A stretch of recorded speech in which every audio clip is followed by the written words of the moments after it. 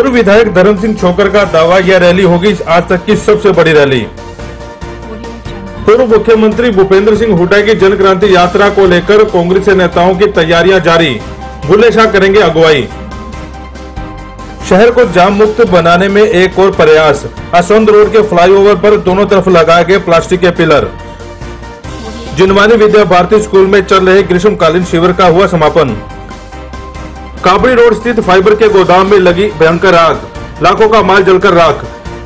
गांव गड़ी बेशक में बैल को पीट कर मारने के मामले में आरोपी गिरफ्तार। This programme sponsor by lord Shiva enterprises, अपने आप में एक पहचान, नियर होटल वेस्ट पानीपत।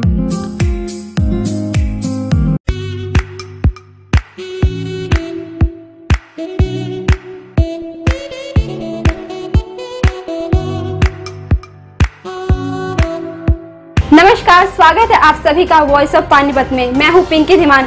3 जून को समालखा से पूर्व मुख्यमंत्री भूपेंद्र सिंह हुड्डा दूसरे चरण की यात्रा की शुरुआत करने जा रहे हैं। पूर्व विधायक धर्म सिंह छोकर इस रैली के आयोजक हैं। उनका कहना है ये रैली अब तक की सबसे बड़ी रैली होगी। जन क्रांति रैली यात्रा को लेकर जो तैयारियां हैं वो तमाम पूरी हो चुकी हैं।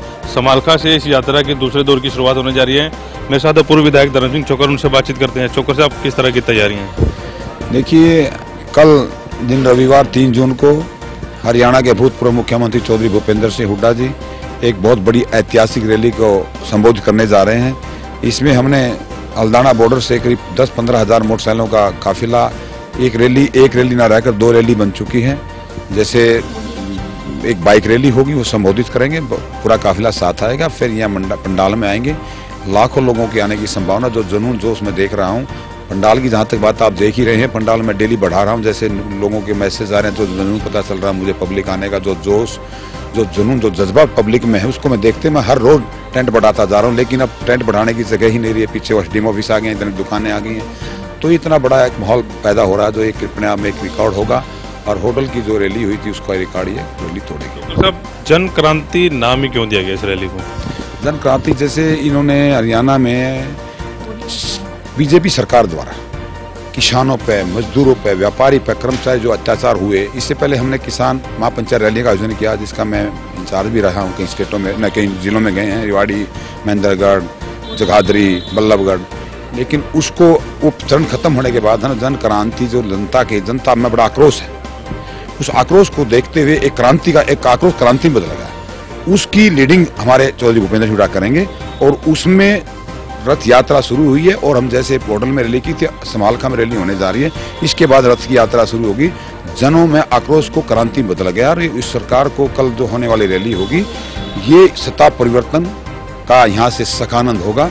और ये रैली अपने आप में एक इतिहास होगी, इसका इतिहास में नाम लिखा जाएगा। भूपेंद्र सिंह हुड्डा के अलावा कौन कौन से नेता यहाँ पर रहेंगे? हरियाणा के सभी वरिष्ठ कांग्रेसी नेता को न्योता दिया गया है, हमारे द्वारा भी दिया। मैं आयोजक हूँ, प्लस चौधरी भूपेंद्र हुड्डा द्वारा, पार्टी द्वारा भी सभी को न्योता दिया गया। सभी वरिष्ठ कांग्रेसी नेता इसमें शामिल होंगे। छोकर साहब, पूर्व में अभी विधायक हैं जो आपके, उन्होंने कहा है कि हमने समालखा हल्के में जितना काम करवाया है पूर्व की सरकारों ने नहीं करवाया। हालांकि वो अपने आप को बीजेपी का नेता मानते हैं और अगली उम्मीद भी जता रहे हैं कि बीजेपी से उनको टिकट मिलेगी और जितने वोटों से पहले जीतते हैं उससे ज़्यादा वोट से जीत कराएंगे। जनता के सामने मैं तो क्या कहूँ, जनता ही बताएगी, सब जवाब जनता ही देगी। जो जनता में आक्रोश है, मैं गलके में गया हूँ, मैंने 85 गाँव के दौरे किए हैं। मैं पब्लिक में गया हूँ, लोगों में जो परेशानियाँ, जो दुखी, जो इतना कोई विकास कुछ नाम की चीज़ नहीं। मैं किसी बारे में क्या कहता, जनता ही बता देगी इस बात को। जो मैं गाँव में गया, कोई रोजगार की बात नहीं है, कोई विकास की बात नहीं है। कितने मैं उदाहरण दूँ आपको। हथवाला चपरोली का पुल मैंने मंजूर करा, देखो 33 करोड़ रुपये लागत से आज पड़ा है। 100 बेड होटल में सैंक्शन करा गया था, 50 बेड का बन के रुक गया, उसमें जंगल राज हो गया है। कॉमेडी सेंटर कितना बड़ा है, शुगर मिल की स्थापना है। कितने काम इनके बताऊं जो हमारे किए ही पूरे नहीं कर पाए। नहीं तो एक नहीं बता दो मुझे कोई नेता बीजेपी का या कोई भी विधायक। यहाँ भी हमने यहाँ एक चीज का नींव पत्थर रखा है पूरी तक। मुख्यमंत्री तो ये कह रहे हैं कि जीरो टॉलरेंस की जो हमने बात की थी भ्रष्टाचार की, भ्रष्टाचार हमने जड़ से खत्म कर दिया। भ्रष्टाचार इतना बढ़ गया, मैं देखता हूँ, आप डेली देख लीजिए, पुलिस वाले, बिजली वाले, सारा तहसील में इतना भ्रष्टाचार हो चुका है। मैं चरम सीमा, रोज मुझे दुखी लोग आते हैं, हमारा ये कर दिया, हमारा ये कर दिया जी, पैसा लेने के लिए। अब कहते हैं इतना पैसा दे दो, हम आपका माफ कर देंगे, इतना पैसा हमें माफ कर देंगे। इन्हें तो धंधा कर दिया है सरकार ने, बिजली चोरी का धंधा बदल दिया है। वो भी इतने पैसे चोरी पकड़ो, इतने पैसे ले जाओ। तो इतनी अत्याचार हो रहे हैं, इतनी जनता दुखी है, गरीब जनता बिल्कुल महादुखी है सरकार में। कहीं न कहीं आपके नेता भी आरोप लगा रहे हैं कि जो बीजेपी सरकार है उनको गलत मुकदमों में फंसा रही है। आपके नेता ये आरोप लगा रहे हैं, भूपेंद्र सिंह हुड्डा की बात करें। हाँ देखो, भूपेंद्र सिंह हुड्डा ने जी बात को हरियाणा के 10 साल मुख्यमंत्री रहे, जो भी उन्होंने कार्य किए हैं, जो मुकदमे दर्ज किए जाए, ये पॉलिसी जो इन्होंने काम किया पॉलिसी के अनुसार किया। अपनी जो सरकार मुख्यमंत्री की अपनी पावर होती है, कैबिनेट की अपनी पावरें होती हैं, जो भी काम किया पावर को मद्देनजर रखते, पॉलिसी को मद्देनजर रखते किया, ऐसा काम उन्होंने नहीं किया। आप बता दीजिए किसी भ्रष्टाचार का कोई एलिगेशन भूपेंद्र सिंह हुड्डा को, पॉलिसी मैटर पर डिसीजन, पॉलिसी मैटर आपको पता है, पॉलिसी मैटर तो पॉलिसी के अनुसार ही होते हैं। अगर भ्रष्टाचार कोई घोटाला किया भूपेंद्र सिंह हुड्डा ने, कोई बात की मुझे बताइए, ये तो सब बदले ही होना चाहिए था। सीबीआई जो कर रही है, छापेमारी कर रही है और सीबीआई केस दर्ज कर रही है, वो सरकार के अंडर में है। देखो सीबीआई सरकार ने, सीबीआई है तो इंडिपेंडेंट एजेंसी, लेकिन कई बार सरकार उसका दुरुपयोग कर लेती है। लेकिन जहां तक एजेंसी, हमें इस बात से इन्वेस्टिगेशन से कोई दिक्कत नहीं है। सीबीआई इंडिपेंडेंट इन्वेस्टिगेशन करे, एजेंसी करे, सच्चाई सामने आ जाएगी। सीबीआई का इंडिपेंडेंट एजेंसी है, हम उसके स्वागत करते हैं, लेकिन एजेंसी का इन्वेस्टिगेशन करना फर्ज बनता है। वो इन्वेस्टिगेशन के रिजल्ट आपके सामने आ जाएंगे, कुछ तो आ भी गए हैं, कुछ आ भी जाएंगे, आगे आपके सामने आएंगे। ये थे पूर्व विधायक धर्म सिंह छोकर जी, बता रहे थे कि रैली जो है ऐतिहासिक होगी और होटल से बड़ी रैली होगी। आप देख सकते हैं कि तमाम जो तैयारियां हैं वो समालखा में हो चुकी हैं और बड़े बड़े जो होर्डिंग है और शहर में पूरे देखे जा सकते हैं। कुर्सियां लगा चुकी है, पंडाल से बाहर तक की कुर्सियां जो है, अनाज मंडी से बाहर की तक की ये कुर्सियां जो है बाहर लगी हुई हैं। अनाज मंडी में जो शेड बने हैं उसके बाहर तक की कुर्सियां लगाई गई और तमाम तैयारियां जो है यहाँ समालखा से शुरू हो चुकी हैं। कल इस रैली का आगाज होगा और यहीं से जो यात्रा है, दूसरे दौर की यात्रा जो है भूपेंद्र सिंह हुड्डा यहीं से शुरू करने जा रहे हैं। और इस रैली पर हरियाणा की नहीं, प्रदेश की नहीं, देश की, पूरे देश की नज़र इस रैली पर है, क्योंकि यहीं से सत्ता परिवर्तन की जो बात है यहाँ के जो नेता कह रहे हैं। वैसे पानीपत के लिए प्रदीप पंचाल के साथ कुलवंत सिंह। पूर्व मुख्यमंत्री भूपेंद्र सिंह हुड्डा की जन क्रांति यात्रा को लेकर कांग्रेसी नेता कोई भी कसर नहीं छोड़ना चाहते। 3 जून को समालखा से पूर्व मुख्यमंत्री भूपेंद्र सिंह हुड्डा दूसरे दौर की यात्रा शुरू करने जा रहे हैं। समालखा में एक रैली भी रखी गई है और दावे किए जा रहे हैं कि यह रैली अब तक की सबसे बड़ी रैली होगी।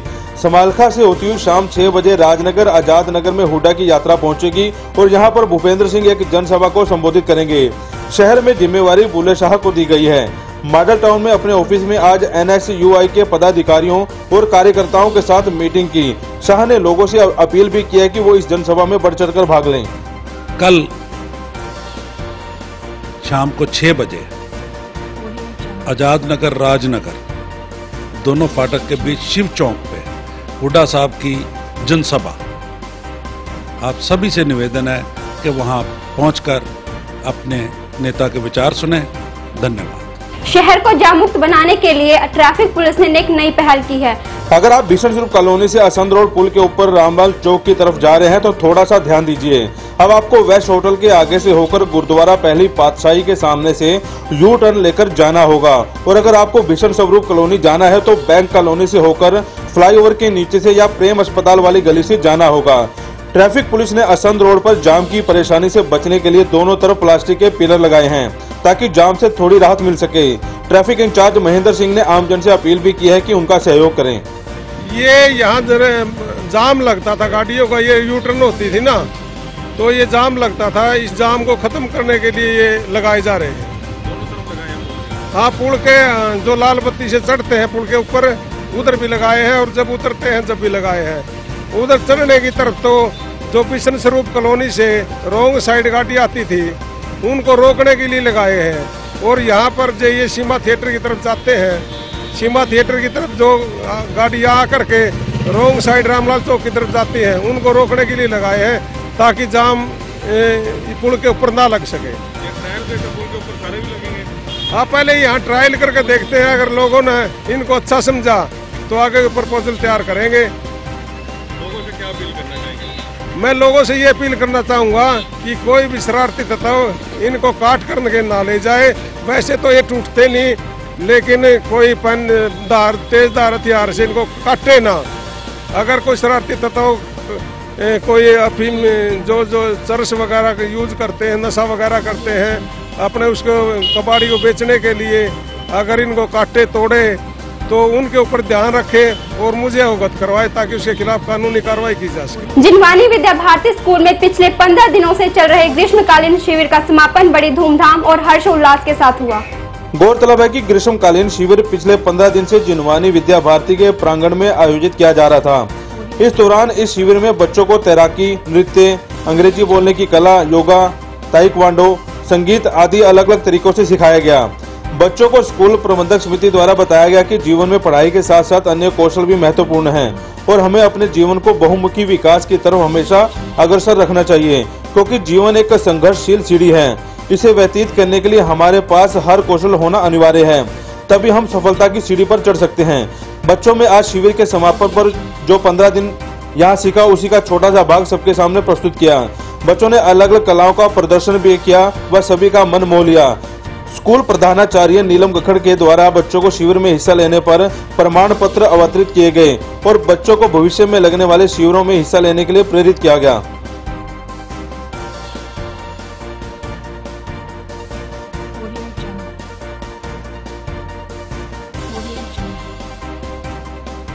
आज जिनवानी विद्या भारती स्कूल में समर कैंप का समापन दिवस था।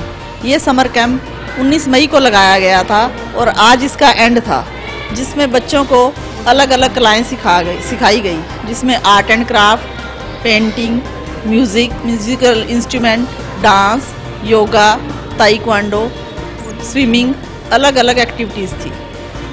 बच्चों को स्कूल में पढ़ाई के साथ साथ सर्वांगीण विकास होना भी जरूरी है, जिसके लिए ये एक्टिविटीज़ ज़रूरी हैं, जिससे बच्चों का मूड भी फ्रेश होता है, बच्चे इंजॉय भी करते हैं और स्कूल में बच्चों ने बढ़ चढ़कर इंजॉय किया, मस्ती की, मौज की। गांव गढ़ी बेशक में महिला किसान के बैल को पीट कर मार दिया गया।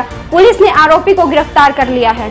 बताया जा रहा है कि शकीला नाम की महिला का बैल पड़ोसी जमील की ईख की फसल में चला गया। आरोप है कि जमील के 2 लड़के अमजद और आशिफ ने लाठी और डंडों से बैल को पीट कर मार डाला। बैल मालिक महिला शकीला की शिकायत पर सनोली थाना पुलिस ने अमजद और आशिफ के खिलाफ मामला दर्ज कर गिरफ्तार कर लिया है। मौके पर पशु डॉक्टर पीके रॉय और एएसआई रविंद्र पाडा ने बैल की जांच कर मेडिकल करवाया।